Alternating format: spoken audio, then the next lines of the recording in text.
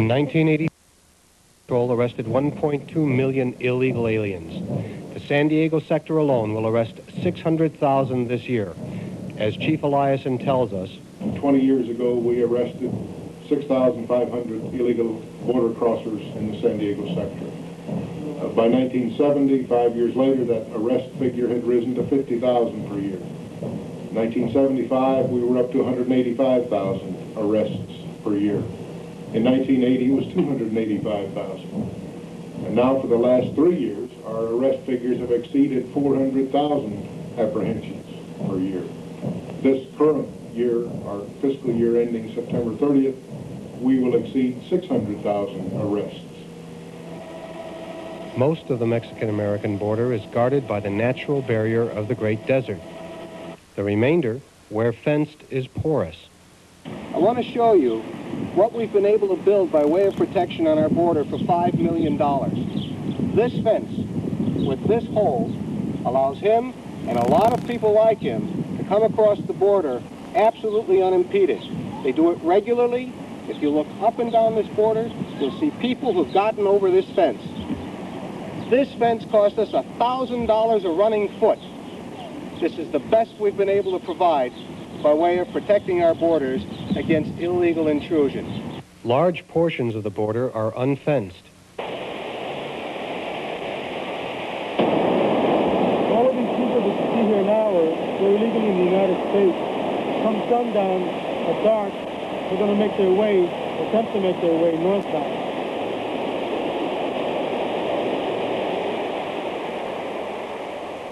The vast majority of border crossings are made by male Mexicans. Approximately 98% of the apprehensions last year were Mexican nationals. But crossings by third country nationals are becoming increasingly commonplace. Here in the San Diego sector, in this first 9 months of the current fiscal year, our apprehension of other than Mexican nationals is up 65% over the same period last year. We've arrested over 11,000 aliens from countries other than Mexico, representing 66 different countries so far this year. Last year we had a total of over 9,200 third country nationals. The rate of increase of third country nationals is growing faster than that of the Mexican nationals. So that if we look down the road 5, 10 years from now, if we don't come to grips with this thing now, we're probably looking at hundreds of thousands of aliens from all over the world clamoring at this border, trying to come in our back door. Last year we arrested over 100 illegal entrants from Yugoslavia. We've arrested nearly 100 so far this year. We're finding aliens from the People's Republic of China, over 100 from the PRC last year. There is virtually nowhere in the world now, from no country from which we don't see some illegal aliens.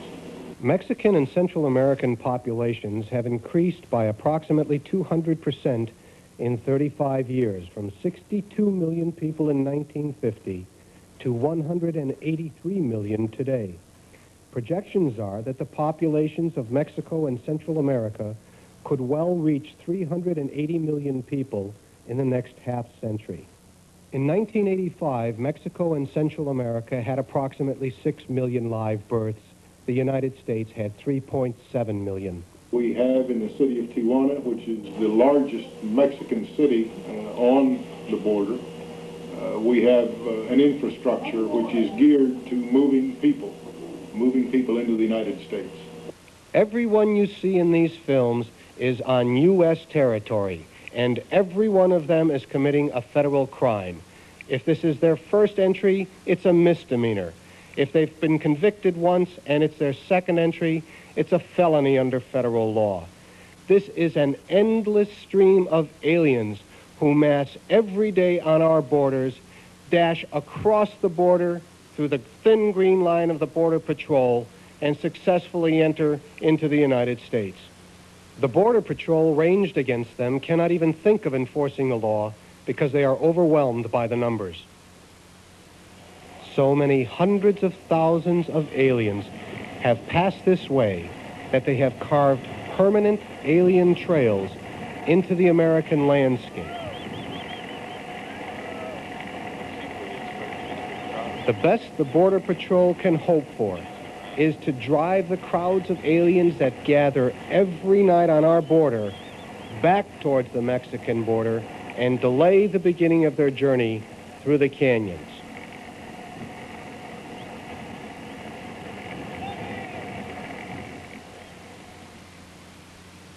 Criminal behavior on the border is commonplace, from stoning our border guards, glue sniffing, sexual deviation, to murder and rape. Aliens have created terror along the border. We have a group of bandits who lay in wait at night for these hordes of aliens that are coming into this country and prey upon them with guns and knives. I think to date we've had about 9 or 10 robbery victims murdered. That's in the first 6 months.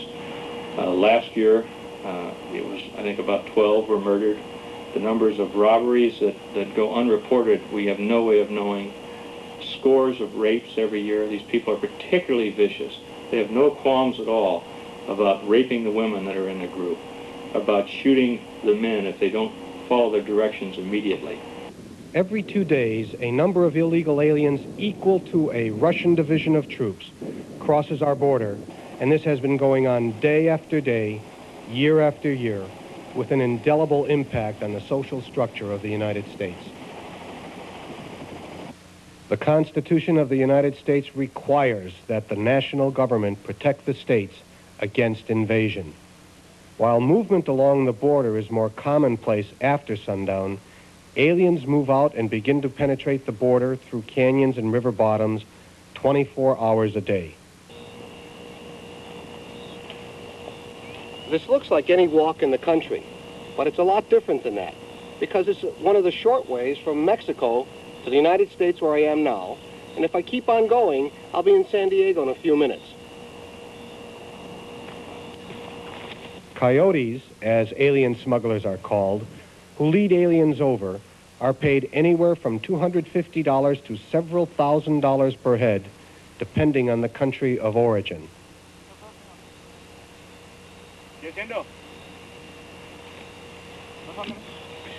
Cacho! It's good feel, eh, man?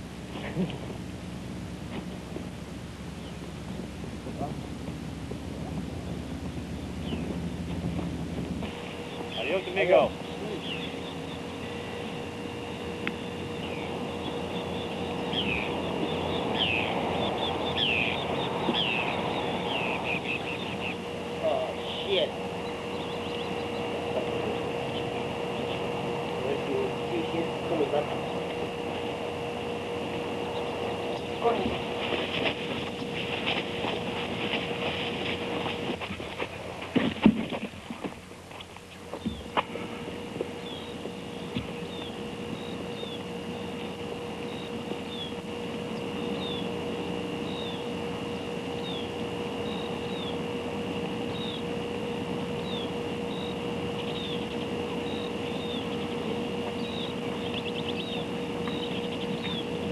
We're on the border between the United States and Mexico, and I'm going to take a time-honored way of immigrating to the United States in a path that has been followed by millions of people in the last decade.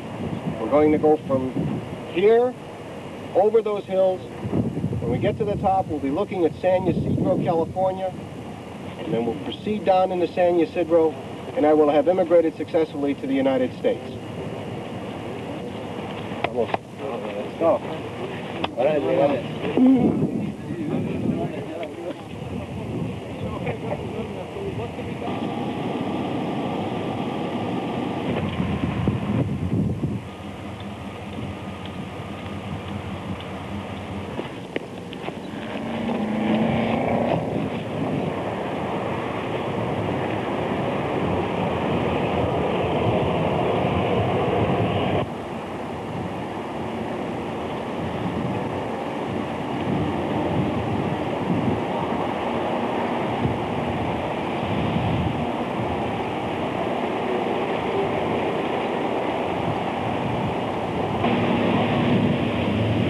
Just crossed the border. I'm now in San Ysidro. And thank God the city of San Diego provided me with public transportation over there. I've got a McDonald's where I can get some food. And all I have to do is duck into this crowd, melt in, and I'm in. The immigration...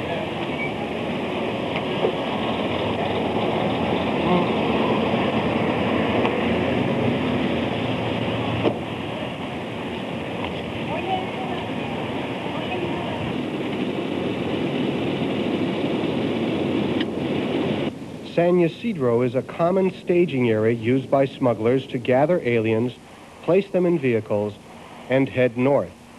The Safeway parking area is one of the common areas, and the sewer pipe that you see is used by aliens to go under the freeway. At this point in San Ysidro, the aliens can simply take the San Diego trolley and head north. We like our trolley. We think it's an excellent program.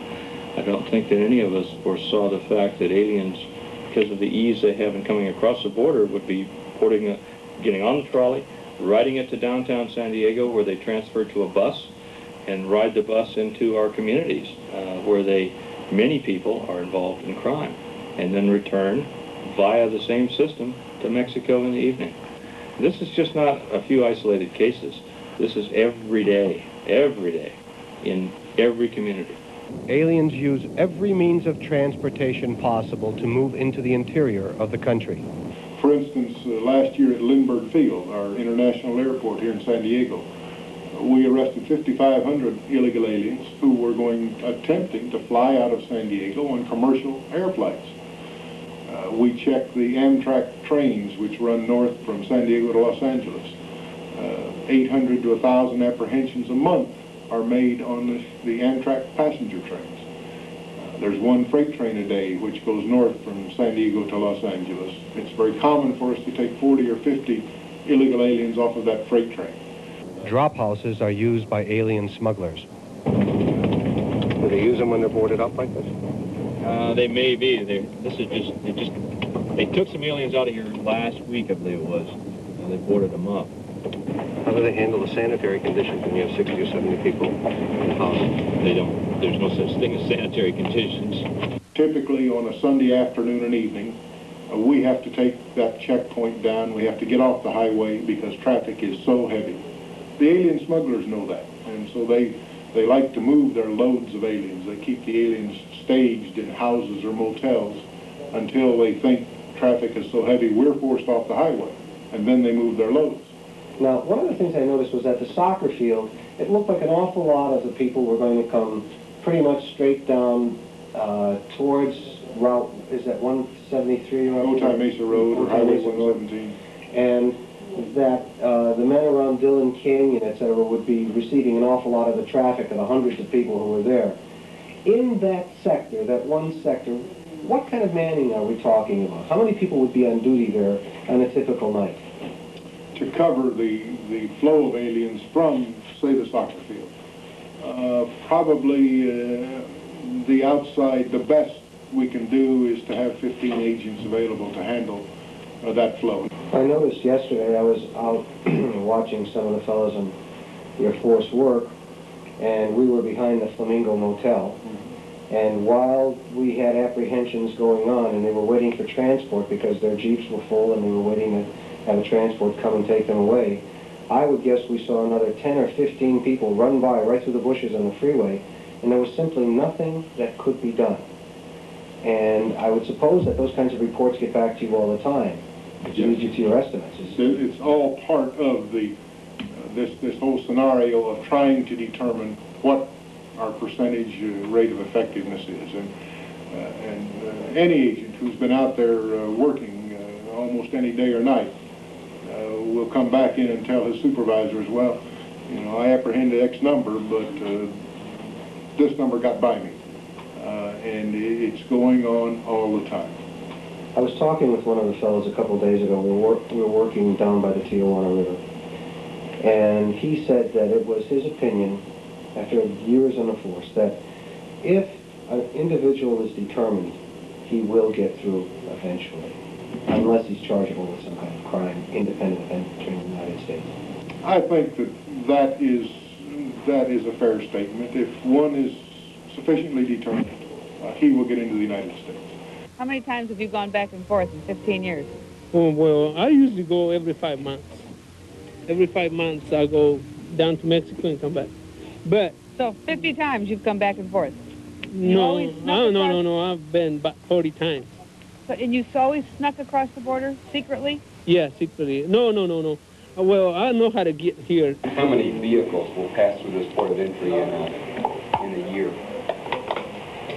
I don't remember the yearly figure, but like on a Sunday like today, you're looking at close to 30,000 vehicles. 30,000 vehicles a day? As far as people that go through the port, you're looking at close to 40 million a year.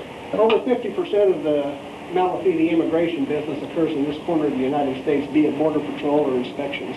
How many vehicles does each of those inspectors down there inspect it in an hour on a day like We this? try to keep them at around 100. 100 an hour. So he's got... On their performance work plan, we figure 80 to 140, depending on what's out there, is pretty good. We don't want them to go too slow, we don't want them to go too fast. You look at all these cars out there, and you tell me, who are the smugglers? Is it Grandma, the old couple with the motorhome? I don't know.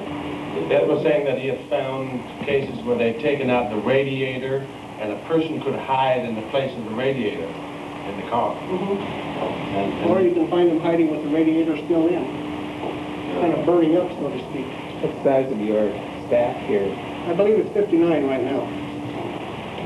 There are 59 people on duty in this port of entry? No, that's how many we have total to divide between the shifts. How many would you need to get the job done properly? Well, it depends on what the job is. How many lines do you want us to run? I figure if we could have about 8 lines all the time and have a secondary presence to where we could do prosecutions and vehicle seizures and do some fraud work, I'd like to have 85 or 90. And we're trying to be realistic. In the old days, people used to send in their bureaucratic requests for help and they went 140, 145. And that didn't work. Now we're being realistic, and that's not working. Do you see any sort of trends currently in the rate of people attempting to make fraudulent entries into the United States? No, I don't see a trend. It's just always overwhelming. Working with the Border Patrol is often a hazardous undertaking. I was there the night they knocked it down with rocks, and the helicopter was working along with other line agents trying to either apprehend them or return the aliens back to Mexico. And there was quite a large crowd, and all of them started throwing rocks. And the helicopter was low enough for me to turn with this rotor. The tilted and the rock hit the rotor, and it took the helicopter, and it crashed. And the aliens kept attacking the helicopter with rocks, and attempted to kill the pilots inside the helicopter. And one was unconscious, one crawled out and was able to turn off the jet engines, and it was patrol agents getting to them to help them, the pilots return to safety, and it was a pretty bad incident. A lot of injuries occurred to us, broken ankles. I've had 2 broken ankles, 2 broken ribs, one broken finger, 1 broken thumb. I've had 1 significant back injury and 2 minor back injuries. That's just all from chasing the undocumented aliens trying to catch them. What we are finding is that alien smuggling organizations are using wild people as their drivers. In some cases, they're using very young kids. We found 13 and 14-year-old kids who can barely see over a steering wheel, used by smuggling organizations as the drivers of these loads of aliens. And obviously, the obvious reason for using a young kid is that it is much more difficult to prosecute a child. Alien smugglers who are adults will prosecute. But just the knowledge that if they're apprehended, they're going to be prosecuted seems to make them very wild drivers out there. This is called a war wagon. The reason it's called a war wagon is because basically it's operating in a war zone. That is, American Border Patrol agents are continually stoned or bottles thrown at them right over this fence by aliens. So what does he do?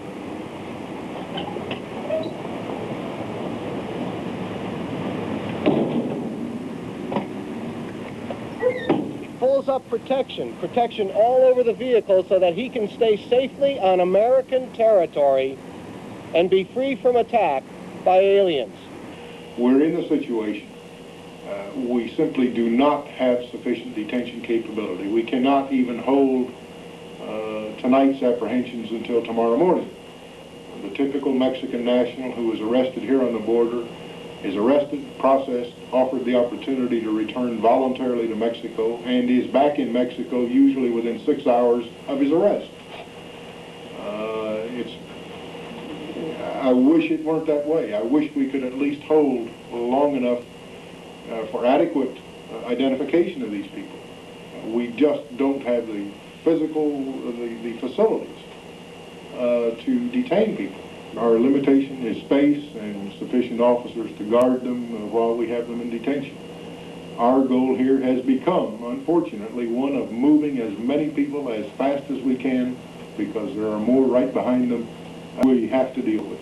Am I correct if I describe that process then essentially as bringing them here for 6 or 8 hours and they stay at this facility, they're bused right back down to Tijuana, and if an individual elects to, he can make a try to come right back across the border again? That is, unfortunately, the situation we're in today. We have just witnessed the most extraordinary event in terms of detention practices with all of the people that you've seen coming across the border. The last group that is in this bus going back to the border right now was brought into this station approximately 8 minutes ago. In 8 minutes, without any processing, they're back on the bus. It is now 8:45.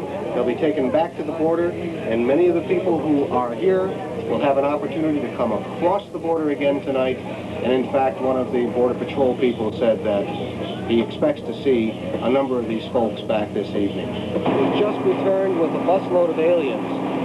One of the things that was absolutely amazing on the return trip that took 5 or 10 minutes from the detention facility was that the bus would periodically jerk to a sudden stop because it was avoiding more aliens running across the road.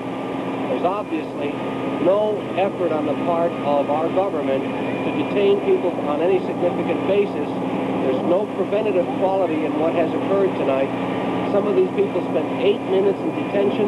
They're back at the border within 15 minutes after the time that they arrived at the detention facility.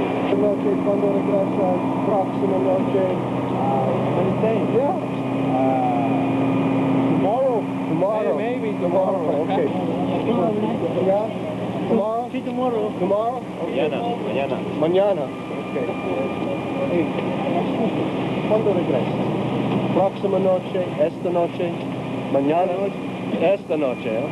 Ahora.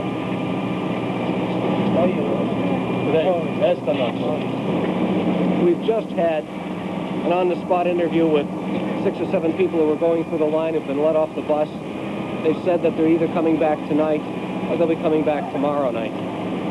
That's the effect that we're having on the border problem, with massive numbers of illegal aliens coming across with no interference or impediment of their movement of any kind. And I was wondering if you had any experience upon which you based your estimate that more people are coming across than those people you apprehend. Clearly, if you catch them, you can count them. We know we're missing a lot, and there are a lot of things we look at as we try to determine our rate of efficiency and effectiveness.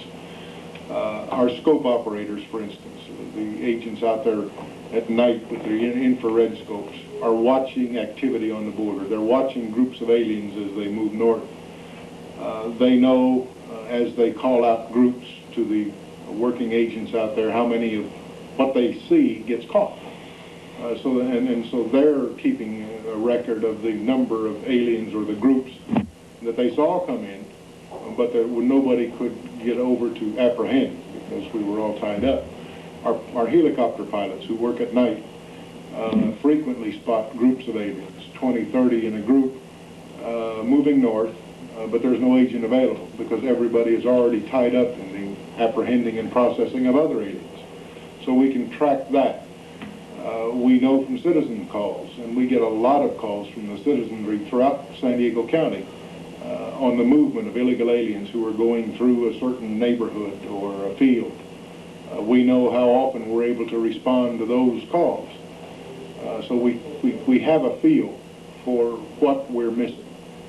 We're guessing, we estimate that on average, we're getting about 1 out of 2. So that for every illegal alien that we apprehend, 1 is getting past us and making it to Los Angeles or Chicago or wherever his or her destination might be. So we tried here a couple months ago. We quadrupled our workforce at San Clemente with the goal of holding that highway for a 6-hour period from 4 p.m. to 10 p.m. We were determined to check all traffic during that period with this extra workforce. We discovered we couldn't do it. We were able to hold the highway intermittently, about a half an hour at a time, and then we had to get off and then back on the highway again, actually checking traffic.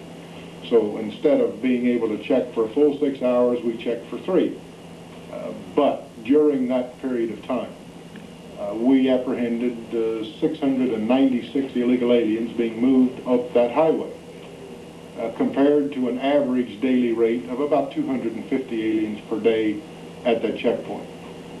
That told us something that we suspected, but it scares us because we know that we're being beat. We know that hundreds and hundreds of aliens are making it past us every day, simply because the volume is so great and we are so stretched in trying to cope with this flow that we're not doing a very good job of it. Criminal conduct by aliens concerns law enforcement. This must be having some kind of impact on the people who live in this county, with these massive numbers of people moving through. Have you heard anything about it? I'm hearing increasingly, and they're increasingly becoming outspoken. Their concerns, not only public officials, the chief of police here in San Diego, the sheriff of San Diego County are talking pretty tough now in terms of the impact they see on crime in the city and county of San Diego caused by massive illegal immigration. We're not in the business as a city police department of apprehending aliens. We can but choose not to enforce the federal immigration laws with our officers. As you have seen, we could put our whole force into that area and keep everyone busy, and we choose not to do that. But there has been an impact in the area of crime. We took a pretty in-depth survey of people we arrested within our city limits last year for certain crimes. And we found that 1 out of 4 people we were arresting for burglary were undocumented aliens.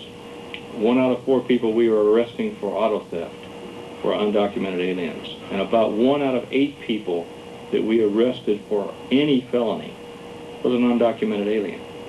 So it becomes very obvious that crime, serious crime in San Diego is being impacted up to 25%.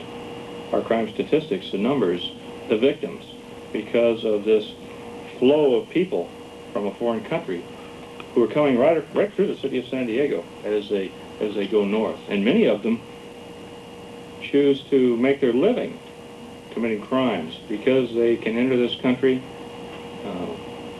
without much fear of being apprehended, and even if they are, they're sent back or they come back the next day. They come across the border, they take public transportation into our communities, they commit burglaries, car thefts, and either drive the car back into Mexico or, in the case of a burglar, get back on the public transportation, the buses, the trolleys, and go right to the border, and they're back home in time for their evening meal, making a very nice living stealing in our city. Has anybody done a study for your department, or has the department itself done a study to determine what the dollar cost to the department has been because they're trying to deal with that kind of problem? No, we haven't done it, but I couldn't put a handle on it. I could say easily that if 12% of our felony arrests and 25% of our serious arrests, 8% of our total arrests, that it would be somewhere in the 10% of our total budget is being directed because of this particular problem. Of a $100 million budget, that's $10 million. That's a very rough figure, but it gives you an idea about how much resources we're having to put into this problem.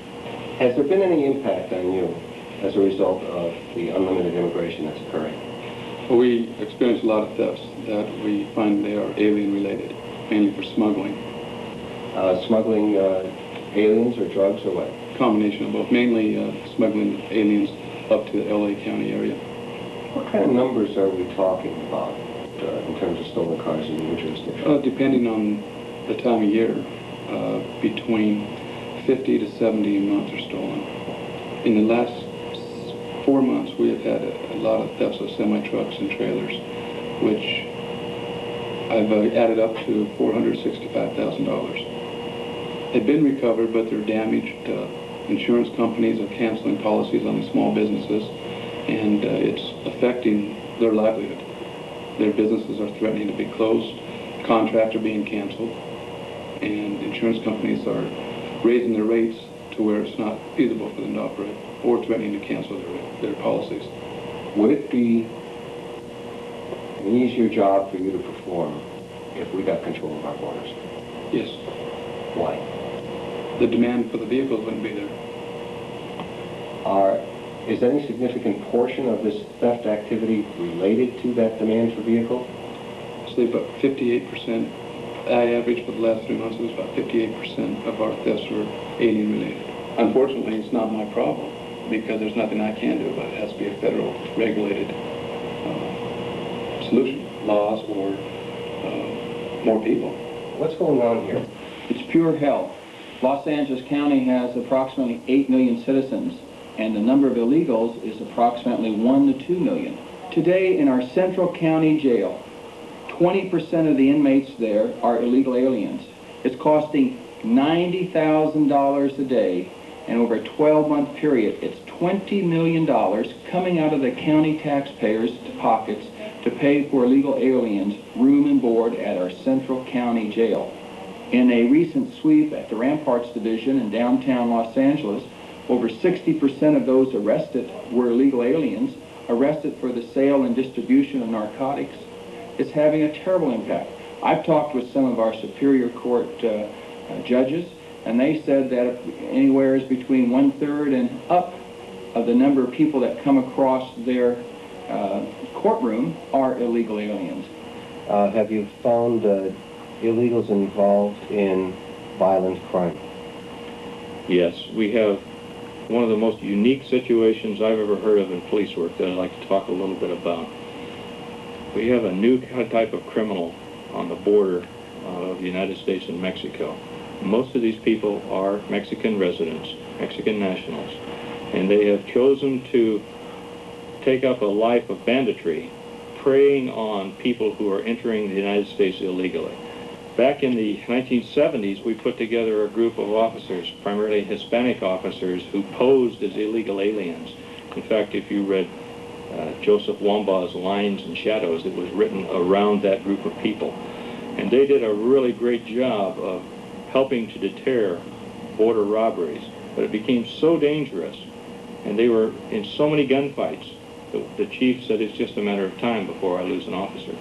And so we stopped it in the late 70s. It picked up again, and it got to the point where just nightly we were getting terrible violent crime committed alien on alien, but in the United States, in the city of San Diego, albeit just 100 yards or so from the border. And we had to ask ourselves, whose responsibility is this? The federal government doesn't even seem to know it's happening. We can't ask the Border Patrol to both stem the tide of aliens and fight crime at the same time. And so we decided we're going to go back into that business. This time the Border Patrol joined us.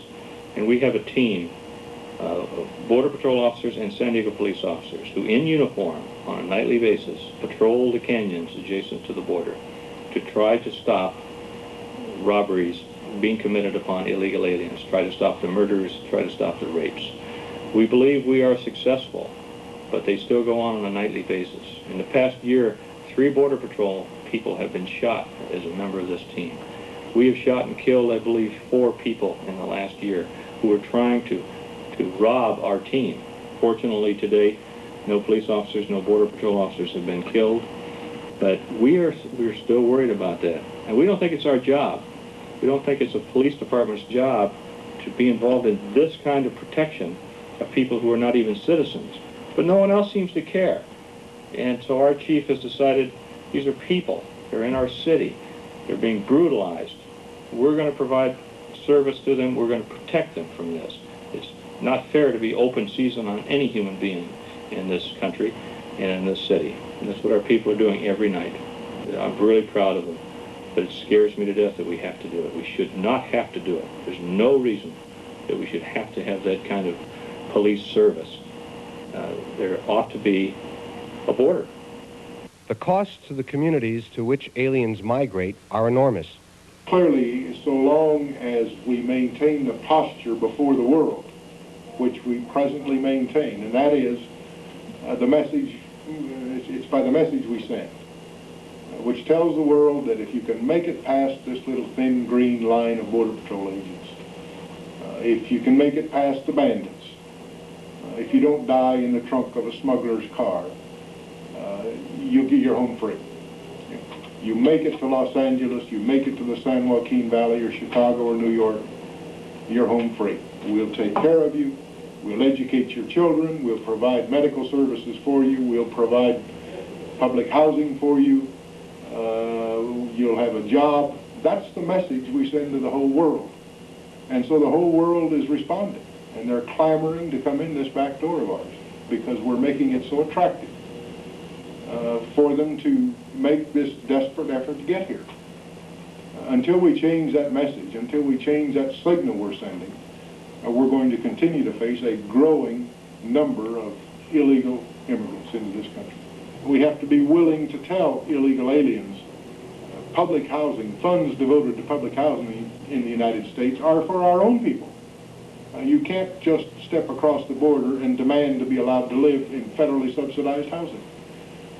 We have to tell them that when you're sick, you need to go to the hospital in Mexico or Guatemala or Colombia or wherever home is. You can't come across the border with your illness or whatever your problem is expecting to get free treatment here in the United States. We have to tell them, you have children to raise, you raise your children in their own country. You can't just step across the border with your children and demand that they be admitted into our public schools. That's the situation that exists today. We've got to change that. Illegal aliens are having an impact upon our health services. About every 2 out of 3 children born at our county hospitals are born to illegal aliens. And then the children go on to welfare, aid for dependent children. And for a 12-month period now, the cost of AFDC is $130.5 million a year. And that's approximately a 42% increase over last year. And that number continues to escalate. When I visited the border, we had one woman who was arrested who was coming over to pick up her child's AFDC check in San Diego. It costs approximately $270 million a year for services for illegal aliens. It costs the school district in Los Angeles another $260 million. So you're looking at $500 million a year right there. And that's just county costs. That's just county costs, and along with the educational costs. We have an overcrowdedness taking place in our Los Angeles City Unified School District because of the number of illegals who are here. We now have to have special educational programs for the illegals. A real crazy thing took place about a year ago. The University of California and the state college and university system voted, due to a court decision, that illegal aliens are now considered a citizen and cannot be charged out-of-state tuition or any foreign exchange type of tuition, which means illegal aliens are paying about 1/5 of the tuition of an American from another state or an alien who comes here on a green card to attend school. And that's not right. We find now on a national basis that only about 15% of the illegal aliens in the United States actually work in agriculture. The vast majority work now in service industries, construction, light manufacturing, the whole mainstream of the American workforce. What has happened is that the illegal alien population has discovered that they don't have to confine themselves to agriculture, that there are now job opportunities, there are employers eager to have this cheap, docile workforce, employers all over the country who are ready, willing, and able to hire an illegal alien because the alien works cheaper, the alien is not so inclined to join a union or demand any rights, and so we now find employers clamoring for this nice, cheap in essence, slave labor workforce. Undocumented workers in this country are especially hard on black people. It is. It is. Well, you take the average black person that wants to go out there and get a job. Say out of high school, kid out of high school, 18, 19 years old. He goes out there and tries to find a job, and there's an undocumented worker taking his place, even in the convenience store. Have you been affected by the undocumented workers? Yes. How? Low pay, they working for nothing, Hispanic is, and that affects us a whole lot. Well, don't have no job right now. Lately, Asians are taking all the job away from them. Right now, it's pretty rough, because I am working now in about 2 months. Go back where they came from. They should just, you know, tell them, hey, you're going to have to go back home, you know, because, you know, you taking away something from somebody else. Can't hardly make a living out of $6 an hour. All people should, you know, we should just stand up for our rights. I'm an American citizen. I'm an American. Even though my skin is brown, and my real name is Reynaldo Medina Hernandez, I am an American, #1. We're afraid to act. Not us, the people. The people, they want something done, but not Congress. It is becoming, in many areas of the county now, what is termed a quality of life issue. The quality of life for citizens of this county is deteriorating because of massive illegal immigration and all of the ills associated with that kind of activity. What is it like living in this country? It's very difficult. It's like being a prisoner in your own home, in your own country, in as much as you can never leave your house for any length of time, day or night. Vacations are out. You just have to lock up like a prison is locked up at night, barricade the doors and windows. It's difficult. You have no friends, no family. This whole situation occurred, if you can believe, because of a horse.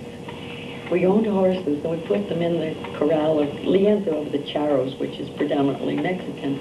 At that time, I was working as a nurse in San Diego, and we paid a Mexican to feed and water our horses through the week. We'd come on the weekends to ride them. So we came down one Sunday, and we had a beautiful big corral. We had bought this beautiful horse. He was a papered horse, Supreme Return, from the Border Patrol. And we didn't realize how badly, you know, the Mexicans felt toward the Border Patrol. So we put him in the Lienzo of the Charros, and on this Sunday morning, we came down, and they came running up to me and hollering, "Riquita y caballo," you know, from La Migra, "Poco tiempo muerto." They were saying, "Mary, your horse will be dead in a very short time, the one you got from the Border Patrol."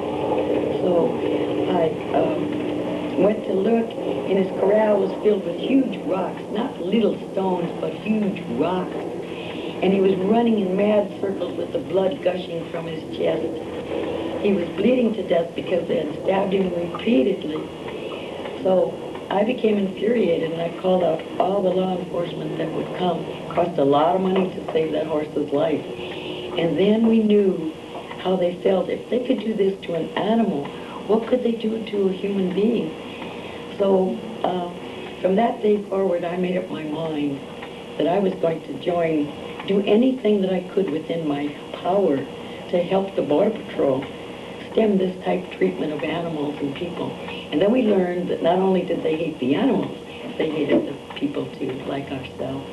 Have you felt any threat to your life here, other than... Oh, many repeated threats to our life. That's almost commonplace. Right up in front of our house in the mailbox, they came and threatened to kill my husband and myself. Then I testified in federal court against a smuggler recently, a couple months ago. And the word got back to the anti-smuggling unit that they planned to kill me for testifying against the smugglers. They call up on the telephone and say, "You're dead," and breathe hard, and all types of punishment that they can inflict. They inflict. Do you ever find undocumented aliens right around your house? Very often. Almost every day, every night. They sleep in my garage. They knock on the back door to use my telephone. ask me in Spanish, telefono, por favor. And of course, I tell them yes, but to wait a moment, and then I notify the Border Patrol who comes and picks them up. Their wife comes strolling out of the garage, their family, and they surround this house practically every night. And they make repeated attempts to break in, but we have it pretty well barricaded now since we've been robbed so often. How do you keep them out? You put up a couple of fences, and you put up some lights, and you patrol it, and you put some roads down that are adequate.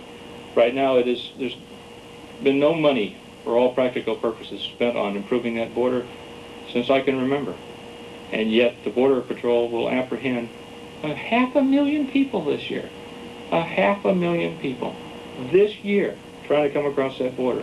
And nobody has spent a nickel on the fence. A double fence with lights would sure do it, with a road down the middle of it, maybe on both sides. A no man's land that was lit up. It's a shame to have to do that, but it seems to me we got to do one of two things. Either make it a realistic immigration policy with a border that's closed and you let people in under criteria, or open the border and let them drive in on Interstate 5 so that they don't have to come in the canyons and don't have to be murdered. If we're truly serious, we could put a barrier there, a sufficient fence, double fence, with some kind of material in between the two fences, concertina wire or something like that, that would be much more effective than we have today. But I just don't see certainly a very serious attempt to put a formidable barrier on that border. Should we grant amnesty? The answer is no.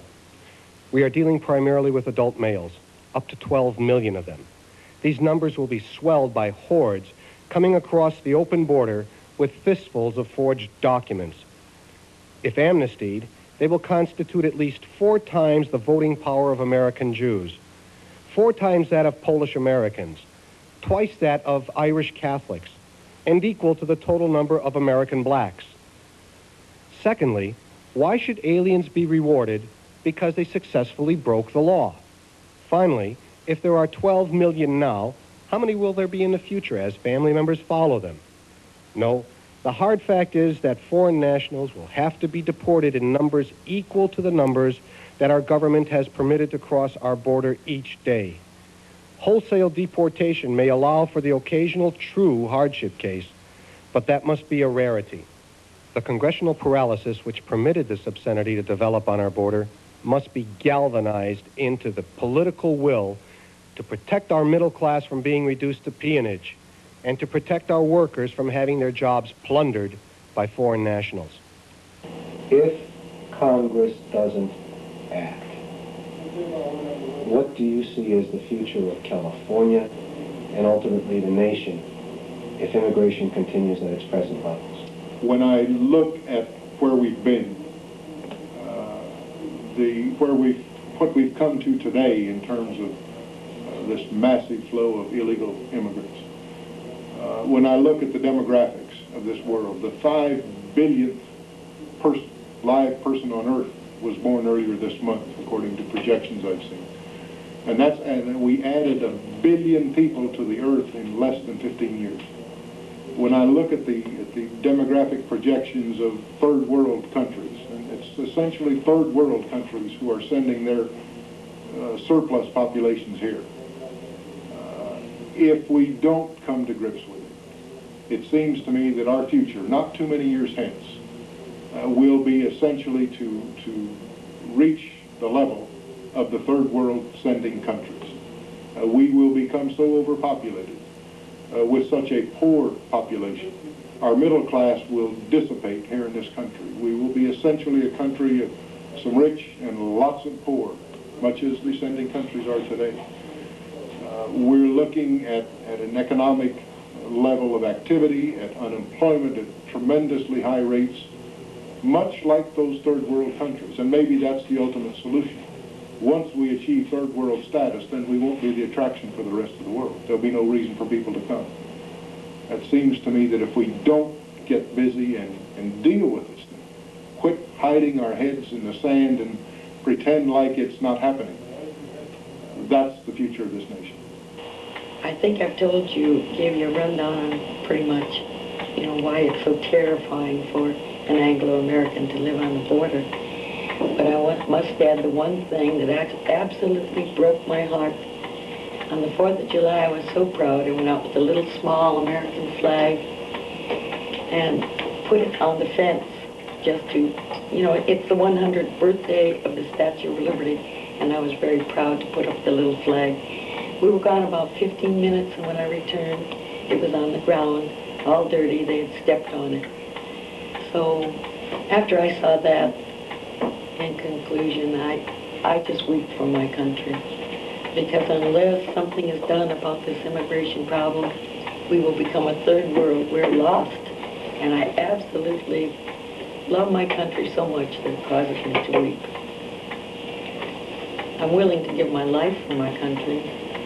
I intend to stand right here and hold this fort, Rubaha, to the very last minute.